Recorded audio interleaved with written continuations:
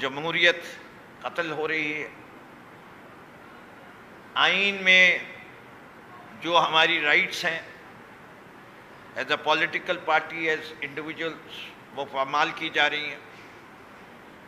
और इसकी तफसीली बात जो है इस वक्त हमारे इस्लामाबाद के सदर आमिर मुग़ल साहब आपसे करेंगे, और फिर आखिर में शोएब शाहीन साहब और मैं इसका खुलासा भी बयान करेंगे। तो आमिर मुग़ल साहब ज़रा आप मौजू पे तफसीली रोशनी डाल दीजिए, फिर उसके बाद आइंदा का लाए अमल। जी, बिस्मिल्लाहिर्रहमानिर्रहीम। मैं आप सबको ये बताना चाहता हूँ कि जिस तरह के नकवी साहब ने बताया कि हमारा एक आइनी और जमहूरी जो हक़ है जलसा करने का, आवाम के पास जाने का, आवाम से मुखातिब होने का, वो हक़ हमसे छीना जा रहा है, उस हक़ को कत्ल किया जा रहा है। और ये कोई एक दिन की बात नहीं है। हम गुज़िश्ता 3-4 माह से कोशिश कर रहे हैं इस्लामाबाद में जलसा करने की और NOC लेके गवर्नमेंट की इजाज़त से जलसा करने की, लेकिन हमें NOC नहीं दिया जा रहा। आप देखते हैं हम प्रोटेस्ट करते हैं। अभी हमने लास्ट ईद से पहले प्रोटेस्ट किया था और प्रेस क्लब के सामने, आपके मीडिया के सामने हमने प्रोटेस्ट किया था, और आपने देखा कि हम वहाँ पे खड़े पुरअमन तरीके से प्रोटेस्ट कर रहे थे। हमें गिरफ़्तार किया गया और FIR क्या दी गई कि इनके हाथों में गन्स थी, इन्होंने पुलिस पे हमला किया और इन्होंने पुलिस से गन्स छीन ली। हमें 780A की दफ़ात लगा के हमें जेल भेज दिया गया और मेरे साथ 10 लोगों ने जो ईद है वो जेल में की। उसके बाद वापस आके 20 तारीख को हम वापस आए। हमने 21 तारीख को फिर प्रोटेस्ट किया पुरअमन तरीके से, जमहूरी तरीके से, आइनी तरीके से। वहाँ तो हमारा पुलिस से आमना सामना भी नहीं हुआ और वहाँ पे भी हमारे ऊपर 780A लगा के एक और FIR दे दी गई। तो बेसिकली पाकिस्तान में गुज़िश्ता 2 साल से जो जमहूरियत का गला घोंटा जा रहा है, जो हक़ के राय दही का गला घोंटा जा रहा है, जो आपका आवाज़ उठाने का हक़ जो है वो उसका गला घोंटा जा रहा है। तो हमारा जो जलसा है जो कि ये मार्च से शुरू हुआ, रमज़ान में हमने इन्हें एप्लीकेशन दी कि हमें 23 मार्च के जलसे की इजाज़त दी जाए या 29 मार्च की, तो उसमें इन्होंने डिले किया। हम हाई कोर्ट में गए। जब हम हाई कोर्ट में गए, इन्होंने ना हमें 23 को दी, ना हमें 29 को दी। इन्होंने हमें NOC देने पे जो आमादगी ज़ाहिर की वो ग़ालिबन कोई अप्रैल की कोई डेट थी और वो 27वीं रमज़ान की शब बन रही थी। तो अब 27वीं शब को ईद से 2 दिन पहले, ख़ास तौर पे वो रात जो होती है वो इबादत की रात होती है, तो हमने 27वीं रमज़ान की शब को जलसा करने से एक्सक्यूज़ किया। हमने इन्हें कहा कि आप हमें ईद के बाद की कोई डेट दे दें। ईद के बाद हम फिर इनके पास चले गए। हमने इन्हें एप्लीकेशन दी, इन्होंने हमें जलसे की इजाज़त नहीं दी। हम दोबारा हाई कोर्ट गए और हमने इन्हें वहाँ पे 3 वेन्यू दिए थे। उन 3 वेन्यूज़ की बजाय इन्होंने अपनी मर्ज़ी से एक वेन्यू सेलेक्ट करके हमें शहर से कोई 22-23 किलोमीटर बाहर रवात में एक जगह हमें ख़ुद से सेलेक्ट करके दे दी कि आप यहाँ पे जलसा कर लें 8 जून को। हमने उस पर मीटिंग की और हमने उसमें फ़ैसला ये किया कि चूँकि उसकी कुछ वजूहत थी। एक तो वो CDA की अपनी जगह नहीं थी, एक दिफाई इदारे की जगह थी, दूसरा वहाँ पे पार्किंग की जगह कोई नहीं थी, तीसरा वो शहर से बहुत बाहर थी, चौथा उस वक्त वहाँ पे रोड अंडर कंस्ट्रक्शन था, तो आते जाते हुए बड़ी मुश्किलात थी। हमने उसको एक्सेप्ट नहीं किया। हम दोबारा कोर्ट में गए। अब दोबारा मोअज़्ज़ज़ हाई कोर्ट के पास बाबर सत्तार साहब के पास ये केस जो लगा वो 26 जून को इसकी हीयरिंग थी। उन्होंने पर्सनली तौर पे DC इस्लामाबाद को वहाँ पे बुलाया और इससे कहा कि आप इनको क्यों जगह नहीं दे रहे हैं इस्लामाबाद में जलसा करने की। उन्होंने कहा जी कि हम इनको तरनोल में जगह देने को तैयार हैं। हमने 4 वेन्यू मांगे थे जो हमारी फ्रेश एप्लीकेशन थी। उसमें हमने इनसे F9 park, Kashmir highway main G9 और परेड ग्राउंड, और चौथा हमने पेशावर और तरनौल चौक की हमने इनसे जगह मांगी थी। DC साहब ने हाई कोर्ट को ये बताया कि मैं इन्हें तरनौल वाली वेन्यू पे अकोमोडेट करने को तैयार हूँ। उसी वक्त हाई कोर्ट ने हुक्म दिया कि आप जाएँ प्रेसिडेंट इस्लामाबाद के साथ बैठें और इस मामले को सेटल करें। मुझे उसी वक्त कॉल की, DC ने अपने फ़ोन से मुझे फ़ोन किया और मुझे शोएब शाहीन साहब ने भी फ़ोन पे बताया। मैं 1:15 बजे 26 जून को DC के ऑफिस पहुंचा। वहाँ मैंने इन्हें कहा कि आप मुझे F9 पार्क वाला वेन्यू दे दें या कश्मीर हाईवे G9 पेशावर मोड़ वाला। उन्होंने कहा ये 2 वेन्यू तो मैं आपको नहीं दे सकता, मैं आपको तरनौल चौक वाला वेन्यू दे सकता हूँ। मैंने एग्री किया उसी वक्त। मैंने कहा ठीक है, हमने ख़ुद लिख के दिया हुआ है, हम तरनौल चौक मेन पेशावर रोड पे भी जलसा करने को तैयार हैं। उन्होंने मेरे साथ एग्री किया। उन्होंने मुझे कहा कि आप फ्रेश एप्लीकेशन लिख के ले आए। मैंने कहा मुझे आधे घंटे का टाइम देंगे, मैं लेटर हेड मंगवाऊँगा अपने सेंट्रल ऑफिस से और मैं आपको नई एप्लीकेशन लिख के देता हूँ। मीनवाइल उन्होंने ख़ुद मुझे कहा कि आप पुरानी एप्लीकेशन के ऊपर दोबारा मुझे लिख के दे दें। उन्होंने अपने ऑफिस रिकॉर्ड से जो हमने पुरानी एप्लीकेशन दी हुई थी वो उन्होंने निकाली, उस पर मैंने दोबारा से लिखा कि मुझे 6 जुलाई को आप तरनौल चौक मेन पेशावर रोड का वेन्यू दें, और उस पर मैंने साइन किए। उसकी मैंने फ़ोटोकॉपी करवाई, डीसी साहब ने अपने ऑफिस से मुझे फ़ोटोकॉपी करवा के दी। मैंने उनसे कहा मैं अनाउंस कर दूँ, उन्होंने कहा आप बिल्कुल अनाउंस कर दें। मैं आपको जैसे मुझे कोर्ट का आर्डर, जो उसी दिन का आर्डर था कि हमारे साथ बैठ के इसको रिजॉल्व करें, उन्होंने मुझे कहा कि जैसे ही रिटर्न ऑर्डर हमें मिलता है मैं आपको इसका NOC जारी कर दूँगा विद SOPs। मैंने कहा जी गुड हो गया। अगले दिन 27 जून को मैंने उनसे रब्ता किया, उन्होंने कहा जी मुझे अभी तक रिटर्न ऑर्डर नहीं मिला कोर्ट का, जैसे ही मिलेगा मैं आपको इसको NOC जारी कर दूँगा। 27 जून को मैं ख़ुद उनको मैंने वो ऑर्डर कोड का व्हाट्सएप किया। मैंने कहा जी ये आप ऑर्डर ले लें और आप मुझे इसका NOC जारी कर दें। उसके बाद उन्होंने मुझे रिप्लाई नहीं किया। 28 जून को फिर मैं उनके ऑफिस गया, वहाँ मैंने उनसे मुलाकात की। मैंने कहा आपने कोर्ट में ख़ुद कहा था, हाई कोर्ट में, कि मैं इनको तरनौल का वेन्यू देने को तैयार हूँ, आपने मेरे साथ एग्री किया, आपने मेरे से पुरानी एप्लीकेशन पे नए सिरे से लिखवा के आपने मेरे से सिग्नेचर लिए हैं, तो अब आप काइंडली मुझे NOC दें। मुझे उस वक्त डी साहब कहते हैं कि वो एक डिस्ट्रिक्ट कोऑर्डिनेशन कमेटी है हमारी उसकी मीटिंग अभी नहीं हुई, जैसी उसकी मीटिंग होगी मैं आपको NOC जारी कर दूँगा। आज हम आपको ये बताना चाहते हैं 2 जुलाई को हम आपके सामने बैठे हैं। इतने बड़े जलसे के लिए कम से कम 7-8 दिन की तैयारी चाहिए होती है। हमारे पास टोटल 3 दिन बचे हैं, बल्कि एग्जैक्टली 2 दिन बचे हैं, और इन 2 दिनों में हम किस तरीके से इतने बड़े जलसे की तैयारी कर सकते हैं। लेकिन बहरहाल हम जलसा करने को तैयार हैं, हम जलसा करेंगे इंशाल्लाह। हमें कोर्ट में DC ने खुद बोला है कि आप तरनौल चौक में जलसा कर सकते हैं। हमने इसके साथ जाके बैठ के इसने एग्री किया, इसके कहने पे मैंने अनाउंस किया। आज 4 दिन हो गए हैं, ये हमें 5 दिन हो गए हैं, हमें ये उसका NOC नहीं दे रहा। हम मीडिया के ज़रिए बताना चाहते हैं, कौम को बताना चाहते हैं कि कौम का हक के रायदही का हक छीना जा रहा है, उसको कत्ल किया जा रहा है। PTI के अवाम में जाने से ये डरते हैं। उसकी वजह सिर्फ ये है कि इन्होंने 8 फरवरी को जो अवाम का मैंडेट लूटा है, जो इमरान खान का मैंडेट लूटा है, जो तहरीक इंसाफ का मैंडेट लूटा है, इन्हें डर है, इन्हें ख़तरा है कि अवाम हमें इस पर किसी कीमत पे माफ़ नहीं करेगी। ये वजह है कि ये 8 फरवरी से पहले भी इन्होंने 1.25-2 साल तहरीक इंसाफ के साथ वो जुल्म किया जो ना हिटलर ने किया था, ना चंगेज़ ने किया था, ना यजीद ने किया था। और 8 फरवरी के बाद भी हमारे ऐसे अभी इन्होंने जो लास्ट 21 जून को हमने प्रोटेस्ट किया, उसमें इन्होंने हमारे 11 लोग अरेस्ट किए, उनमें से एक अंडर एज नौजवान भी था। ये 11 लोगों को इन्होंने 780 लगा के जेल भेज दिया। हम कौम को ये बताना चाहते हैं कि इस्लामाबाद जैसे शहर में जो दारुल खिलाफा है इस मुल्क का, हमें बोलने की आज़ादी नहीं दी जा रही। हमें लोगों से मिलने की, लोगों से बात करने की, लोगों को अपना पैगाम देने की वजह क्या है? कैदी नंबर 804 से ये डरते हैं, तहरीक इंसाफ से डरते हैं, इमरान खान के बयानिए से ये डरते हैं। इन्हें खौफ है इस बात का कि जिस वक्त तहरीक इंसाफ को इजाज़त मिली जलसे की, ये कोई छोटा जलसा नहीं होगा, ये लाखों का जलसा होगा। इसमें पिंडी, इस्लामाबाद, KPK से भी लोग आएंगे, पूरे पाकिस्तान से इस जलसे में लोग आएंगे। ये डरते हैं इमरान खान की पावर से, अवाम की पावर से, अवाम की आवाज़ से। हम आज मीडिया के ये बताना चाहते हैं, हमारी पूरी तैयारी है 6 जुलाई के जलसे की, और इंशाल्लाह ये जलसा अवाम की मदद से अब इसको हम कामयाब करेंगे। बिस्मिल्लाहिर्रहमानिर्रहीम। आप हजरात ने इस जलसे की तारीख सुन ली कि क्या खिलवाड़ हो रहा है और हकीकत क्या है। अब बात जो है वो अज़म की हो गई है, और ये अज़म इनको हज़म नहीं होगा। हमारा अज़म मुकम्मल है, परमिशन और नो परमिशन। जलसा इज़ ऑन। जलसे की थीम 804 ने पुकारा, हकीकी आज़ादी हक हमारा, चलो चलो तरनौल चलो।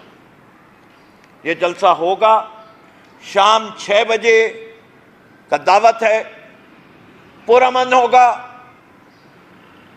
एक ईंट कोई नहीं उठाएगा, अलबत्ता फूल लेके आएंगे जो पुलिस को, फौज को, रेंजर्स को हार भी पहनाएंगे, इससे कि वो भी हमारे भाई हैं और वो भी यही चाहते हैं कि पाकिस्तान में हकीकी जमहूरियत आए, पाकिस्तान से फाशिज्म ख़त्म हो, अवाम का जो राइट दिया गया है आइन के अंदर, इससे कि ये जलसा सिर्फ तहरीक इंसाफ का नहीं है, ये जलसा इत्तेहाद का है।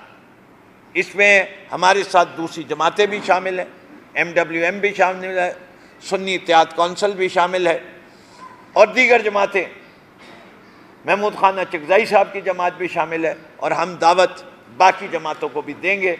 इससे कि यहाँ हम बात कर रहे हैं आइन की बालादस्ती, और आज जो कुछ सुप्रीम कोर्ट में हुआ उसमें एक बड़ा प्यारा जुमला कहा गया, इनफैक्ट दो बड़े प्यारे जुमले कहे। एक प्यारा जुमला कहा गया कि एक कॉन्स्टिट्यूशनल इदारे ने एक अनकॉन्स्टिट्यूशनल काम किया है, क्या सुप्रीम कोर्ट अपनी आंखें बंद कर ले? और दूसरा कहा गया कि पूरा प्रोपोर्शनेट रिप्रेजेंटेशन का प्रिंसिपल क्या है, हिस्सा बतौर जुस्सा। ये तो समझा दो जिस जमात की 0 सीट हो उसको 2 माइनॉरिटी की सीट कैसे मिल जाए? ये इस मुल्क की जमहूरियत के साथ खेल खेला जा रहा है। ये खेल कौन खेल रहा है? क्या ये वो खेल रहे हैं जो फॉर्म 47 वाले हैं, या वो खेल रहे हैं जो फॉर्म 47 के पीछे वाले? नाम लूं तो बेखौफ व खतर ले सकता हूं, फायदा कुछ नहीं। आपको भी पता है, मुझे भी पता है, जिस तरह आपको फॉर्म 47 और 45 का पता है। अब तो बातें बड़ी खुल के हो गई हैं। पाकिस्तान को इस्तेहकाम देना है तो जितने इदारे हैं पाकिस्तान के, उन सबको आईनी हदूद के अंदर रहते हुए काम करना है, चाहे वो सियासी जमातें हों, चाहे वो इलेक्शन कमीशन ऑफ पाकिस्तान हो, चाहे वो सुप्रीम कोर्ट हो, चाहे इस मुल्क की मिलिट्री एस्टेब्लिशमेंट हो। कॉन्स्टिट्यूशन जिन लोगों ने तोड़ा, तहरीक इंसाफ उनका पीछा करती रहेगी, आइन तोड़ने की कोई बख्शिश नहीं। बाकी हर चीज माफ करने को तैयार है, यह भी वादा करने को तैयार है कि किसी के खिलाफ हम कोई एक्शन नहीं लेंगे। लेकिन जो लोग आइन के साथ खिलवाड़ कर रहे हैं या उसको रद्दी कागज समझते हैं, हम आइन की violation playing with the constitution court of law में साबित करेंगे और सदा कोर्ट ऑफ लॉ देगा। जलसा होगा, जलसा होगा। ये हमारी जमात के youth, women wing, labour wing, mother party, हमारे इत्तेहादियों की, उन सब का ये फैसला है कि कम वक्त में, क्योंकि हमने हर वो इक़दाम लिए जैसे कि आमिर मुगल साहब ने बताया, जो कि एक पार्टी हद्दुल इम्कान जितनी कोशिश कर सकती थी उसने की। अगर इनकी कान पे जूं नहीं रेंगती और घी सीधी उंगली से नहीं निकलता तो टेढ़ी उंगली का हम इस्तेमाल नहीं करना चाहते, लेकिन क्या करें, मजबूरी है। हमने आइन की तहफ़्फ़ुज़ की बात की है और आइन की तहफ़्फ़ुज़ में फंडामेंटल राइट है फ्रीडम ऑफ एसोसिएशन, दूसरी फंडामेंटल राइट है फ्रीडम ऑफ स्पीच। अगर हम अब भी पीछे हट जाएंगे तो वो जो जेरीमेंडरिंग हुई थी 9 तारीख को, उसके लिए अवाम के पास फिर उम्मीद क्या रहेगी? ये कोई फर्क नहीं पड़ता। लोगों को इस बात का यकीन होना चाहिए कि इस जमाने में भी एक हुसैन है, और उस हुसैन जो इस जमाने का हुसैन है और जहां उन असूल की अक्कासी कर रहा है कि मैं गर्दन कटा दूंगा, हक से नहीं हटूंगा, वो कैदी नंबर 804 है। तो आप सबके जरिए हमारा फैसला है, हम अदालतों को दरवाजे को कल भी खटखटाएंगे, परसों भी खटखटाएंगे। फैसला ये कभी भी दें, हम अपनी तैयारी पूरी कर रहे हैं। हम समझते हैं कि पाकिस्तान के पुरअमन शहरी, पाकिस्तान के वो शहरी जो इस बात पे यकीन रखते हैं कि जमहूरियत की अक्कासी करनी ज़रूरी है। ये दौर पुरशोभ है, लेकिन इस दौर के अंदर अगर कोई रोशनी का चिराग जलाना है तो वो यही कि आइन जो है उसकी बालादस्ती को कायम रखना है। और मुझे पूरी उम्मीद है कि रावलपिंडी, इस्लामाबाद और गिर्द के इलाकों की भरपूर पार्टिसिपेशन होगी और ये बड़े अरसे बाद, जैसे कि पाकिस्तान की पूरी इलेक्शन कैंपेन में तहरीक इंसाफ को एक जलसा करने की इजाज़त नहीं दी। इंशाअल्लाह सब लोग निकलेंगे और हम जमहूरियत का अलम बुलंद करेंगे। शोएब शाहीन साहब, आप कुछ कहना चाहें? शोएब साहब को देने से पहले मैं सिर्फ एक मैसेज पिंडी इस्लामाबाद की आवाम को, हमारी माएँ बहनें, फैमिलीज़, नौजवान, बुज़ुर्ग सारे तैयारी रखें। जलसा होगा, भरपूर तरीके से होगा और जिस तरह के नकवी साहब ने बताया है, ये पुरअमन सियासी जदोजहद है हमारी और ये बिल्कुल एक पुरअमन जलसा होगा। और इसका जो लोगो हमने बनाया है वो है कैदी नंबर 804, कैदी नंबर 804 का नारा, कैदी आज़ादी हक हमारा, कैदी 804 का नारा, हकीकी आज़ादी हक हमारा। शोएब शाहीन साहब। औज़ु बिल्लाहि मिनश शैतानिर रजीम, बिस्मिल्लाहिर रहमानिर रहीम। हमारे फिरदौस शमीम नकवी साहब लीडर हैं हमारे पीटीआई के, उन्होंने आपके सामने सारा अपना पॉइंट ऑफ व्यू रख दिया। आमिर मसूद मुग़ल साहब हमारे रीजनल प्रेसिडेंट हैं, बाकी हमारी लीडरशिप सारी आपके साथ बैठी हुई है। देखें, आइनी और क़ानूनी हमारा हक है, बुनियादी हक है कि हम प्रोटेस्ट भी करें और हम जलसे भी करें, प्रोग्राम भी करें। हमारे पीटीआई के ज़माने में आपने याद होगा आपको, मौलाना फजल रहमान साहब ने 2 दफ़ा धरने भी किए थे और यहाँ जलसे भी किए थे। एक दफ़ा भी हमारी तरफ से कोई FIR, कोई मुकदमा, किसी किस्म की कोई रेजिस्टेंस नहीं हुई थी। दूसरी दफ़ा मरियम नवाज़ साहिबा यहाँ आई, आपको याद होगा उस वक्त महंगाई मुकाओ मार्च लेकर आए थे। उस वक्त PDM भी थी और मरियम नवाज़ भी था। महंगाई तो वो खैर क्या ख़त्म करते, उन्होंने गरीब को ही ख़त्म कर दिया।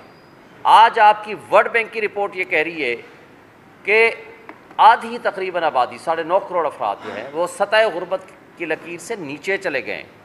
और सतह गुर्बत की लकीर से नीचे जाने का मतलब ये है, ये कहना आसान है लेकिन इसको जब आप फील करें, यानी 2 वक्त का खाना नहीं खा सकते और वो अपने बच्चों को दूध नहीं दे सकते, अपने बच्चों को खाना नहीं दिला सकते, अपने बच्चों को एजुकेशन नहीं दे सकते, कपड़े नहीं पहना सकते। और उसके बाद ये रिपोर्ट है कि 1.5 करोड़ अफराद मज़ीद इस 1 साल के अंदर सतह गुर्बत से नीचे चले जाएंगे। यानी आधी आबादी आपकी तकरीबन आज इन PDM में जो बैठा हुआ टोला है, चोर और डाकू की सूरत में उन्होंने जो कुछ किया है वो सब आपके सामने है। और जो अब इस वक्त जो इन्होंने बजट दिया है, इसकी सूरत में हमारे मिडिल क्लास को उन्होंने अगेन लोअर मिडिल क्लास नहीं बल्कि गुर्बत से भी नीचे वाली सूरत में धकेल दिया है। जिस वक्त हमें बिल्स आएंगे, अभी जो आएंगे वो आप देखिएगा क्या होता है, और जो महंगाई का तूफ़ान आएगा उसको आप देखिएगा कि कैसे हम कोप विद करते हैं। ये बहुत बड़ा जुल्म है। और जबकि इसके मुद्दे मुकाबले क्या सूरत हाल है, आज दुबई लीक्स आई, $12.5 बिलियन की प्रॉपर्टीज़ वहाँ बाहर निकली हैं। कौन कौन शामिल हैं? नवाज शरीफ की सारी फैमिली, जरदारी की सारी फैमिली, मोहसिन नकवी की फैमिली, साबिक जर्नैलों की फैमिली और बहुत सारे। और इसी तरह आप देखेंगे वो राव अनवार साहब की रिपोर्टेडली कहा गया, वो जो जिसको जरदारी साहब अपना बच्चा कहा करते थे, कहते हैं उसकी 77 प्रॉपर्टीज़ निकली हैं, 70। ये एक SP के बारे में, साबिक SP जो अब डिसमिस्ड है, उसकी हालत है। बाकियों का कितनी करप्शन होती होगी। और ये भी मीडिया की रिपोर्ट है कि मरियम नवाज साहिबा की मसाज सेंटर वहाँ चलाती हैं जनाब दुबई में। और उसके साथ सिर्फ यहीं तक महदूद नहीं, जब आप गंदम स्कैंडल को उठाएं, $1 बिलियन का फ्रॉड है, ये बेईमानी है, एम्बेजलमेंट है, पैसा खा गए ये सारे। जिसमें अनवार काकड़ से जब पूछा गया, ये मुस्लिम लीग की नून का MNA पूछता है, वो भी 47 वाला MNA, हकीकी नहीं। उसको कहते हैं कि आप, मैं कसम उठाता हूँ, आप पैसे खा गए हो। सिर्फ आपने नहीं खाया, उसमें शहबाज शरीफ भी है, उसमें बाकी भी हैं। वो बड़ा शोर मचा था कि जी हम इंक्वायरी बना रहे हैं, और इस इंक्वायरी की रिपोर्ट के मुताबिक जो मीडिया ने रिपोर्ट किया, जी कोई 2 सरकारी मुलाजिम को मुअत्तल कर दिया और आज तक रिपोर्ट सामने नहीं आई। मैं आप सारे सहाफ़ियों के ज़रिए रिक्वेस्ट करता हूँ कि ये टॉक ऑफ द टाउन बनाएं कि उस रिपोर्ट की कापी हमें प्रोवाइड की जाए, क्योंकि ज़्यादा जो खराबी हुई है वो शहबाज शरीफ के ज़माने में हुई है, सारे लोग इसमें मुलव्वस हैं, लेकिन आज तक वो $1 बिलियन उसका क्या उसकी इंक्वायरी हुई, क्या FIA ने किया, नैब ने किया, उसका कोई पता नहीं। सिर्फ यहीं तक महदूद नहीं रहा, उससे आगे अगर हम चलें तो कोई भी एक नोटिस FIA का, नैब का, पुलिस का किसी ने किसी को नहीं दिया, लेकिन उसके बदले में क्या कह रहे हैं कि नहीं जनाब हमने गरीबों पे टैक्स मज़ीद बढ़ाना है, सैलरीड क्लास पे मज़ीद बढ़ाना है।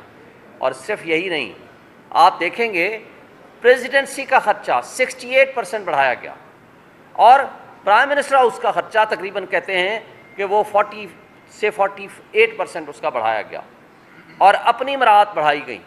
MNAs की जो इस वक्त बैठे हुए हैं उनकी तनख्वाहें और मराहत बढ़ाई गई और वो जो वोचर्स थे PI वो ट्रैवलिंग वो उसकी तादाद भी बढ़ाई गई।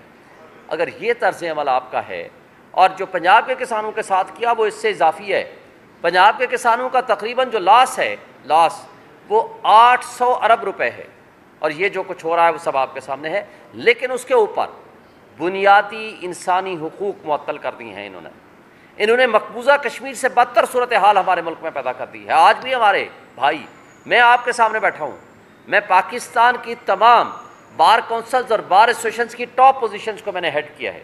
मैं पाकिस्तान बार काउंसिल का 5 साल मेंबर और डिफरेंट कमेटीज़ का चेयरमैन भी रहा हूँ। मैं इस्लामाबाद बार काउंसिल का फाउंडर वाइस चेयरमैन रहा, मैं इस्लामाबाद हाई कोर्ट बार का सदर रहा, पाकिस्तान सर्विसेज बार का प्रेसिडेंट रहा। लेकिन मेरे जैसे बंदे के खिलाफ भी इलेक्शन जीतने के बाद में 1,05,000 वोट मैंने लिए हैं। जो कठपुतली हमारे मद्दे मुकाबिल वो नाजायज़ MNA पैदा किए हैं एस्टैब्लिशमेंट ने with the help of RO and with the help of election commission of Pakistan. वो जो आधे से कम वोट लिए हैं जिसने, वो उठा करके आपने उनको कठपुतली MNA बना के असम्बली में भेज दिया। इलेक्शन जीतने के बाद 7 FIR मेरे खिलाफ है और लास्ट 2 FIR दहशतगर्दी, इक़दाम कत्ल, डकैती, पता नहीं क्या क्या वो डाल दिया है। ये है आपके बुनियादी इंसानी हुकूक की मुअत्तली। देखें, हमारा बुनियादी हक है, ये अदालत ने लिख के दिया 1 से ज़्यादा मरतबा। अभी जस्टिस बाबर सत्तार साहब के पास केस है हमारा, 4 तारीख को फिक्स है।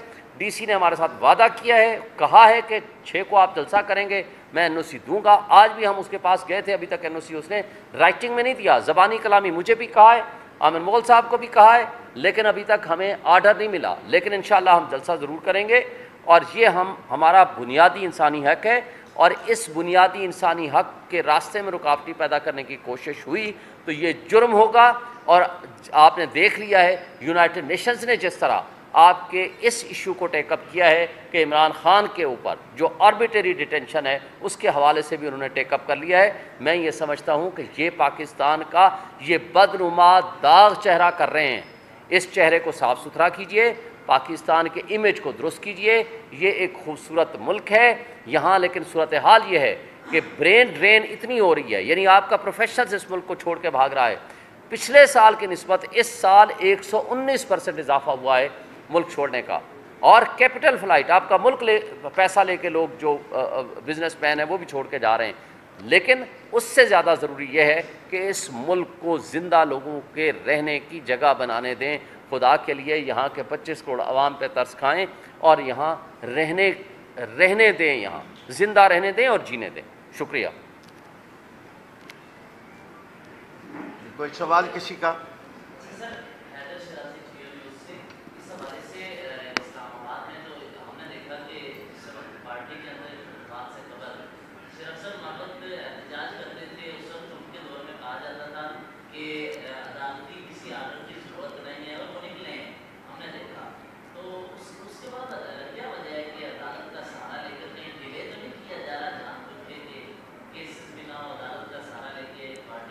एक सेकंड जवाब दे दूँ फिर आप करें। इसका पहले मैं जवाब दे दूँ। इस्लामाबाद से मुतल्लिक़ चूँकि मैटर है, हमने उसके बावजूद अदालत के हुक्म के बगैर भी एहतजाज भी किए हैं, प्रोटेस्ट भी किए हैं, इसलिए 7वीं FIR में भुगत रहा हूँ। जबकि हमारा बुनियादी हक है कि हम जलसा जुलूस करें, प्रोटेस्ट करें। उन प्रोटेस्ट में भी हम शामिल थे और आज तक हम किए जा रहे हैं।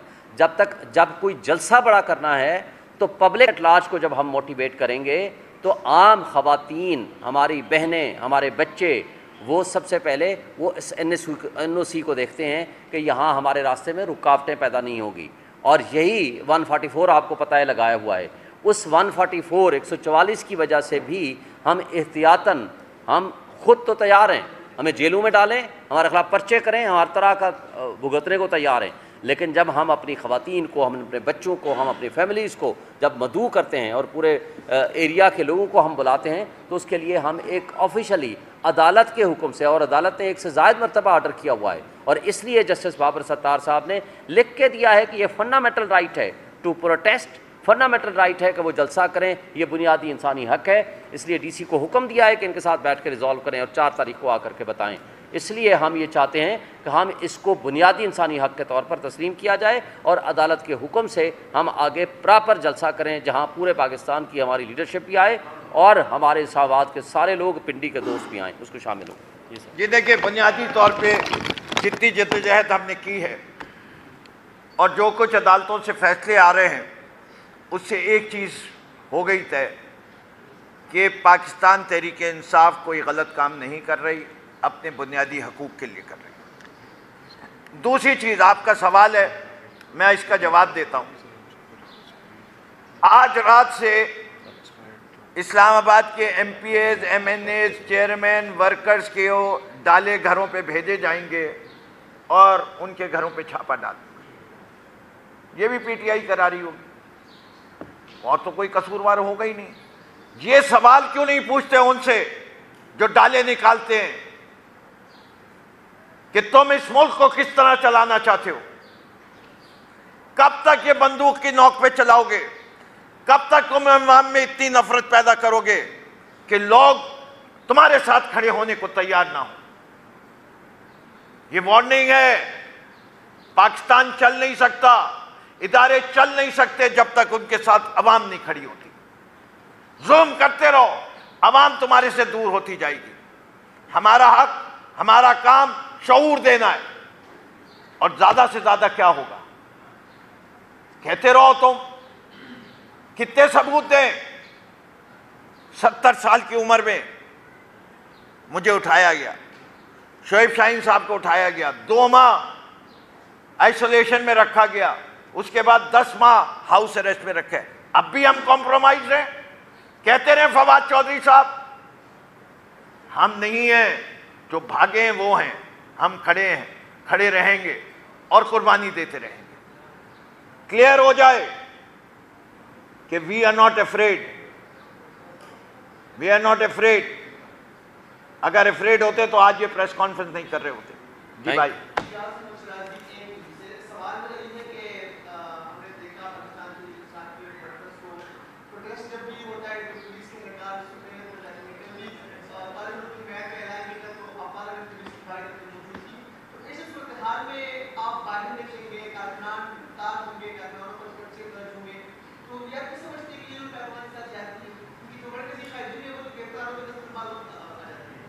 आमिर मुगल साहब कारकुन है, नहीं कारकुन है, हम सब कारकुन हैं।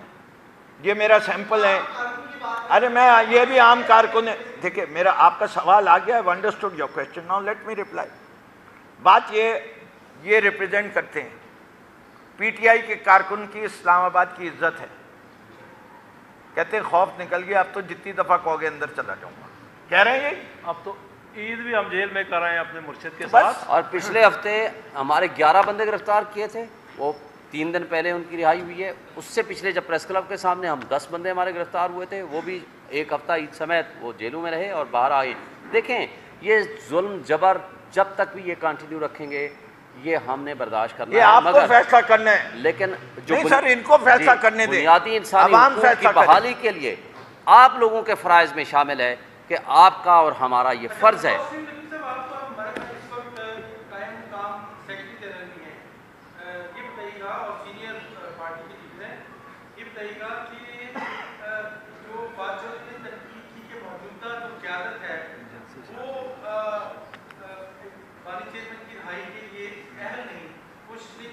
देखिए, मैं इस पे कल, हाँ जी,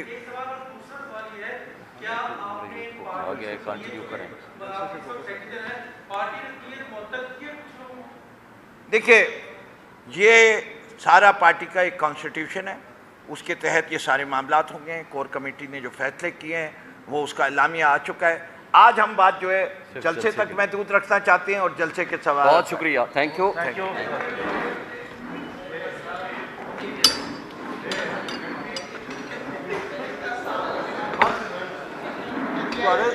ताज नहीं आए नकवी।